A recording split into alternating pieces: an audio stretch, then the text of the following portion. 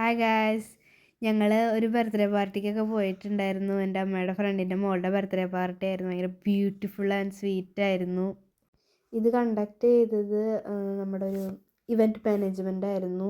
ഞാൻ ഈ ജർമ്മനിയിൽ വന്നിട്ട് ആദ്യമായിട്ടാട്ടോ ഇങ്ങനത്തെ ഇവൻറ്റ് മാനേജ്മെൻറ്റ് ജർമ്മനിയിൽ വന്നിട്ട് കാണുന്നത്. മാത്രമല്ല ഹാൾ അറേഞ്ച്മെൻറ്റും സ്റ്റേജ് ഡെക്കറേഷനും എല്ലാം നല്ല ബ്യൂട്ടിഫുള്ളായിട്ടാണ് അവർ ചെയ്തത്.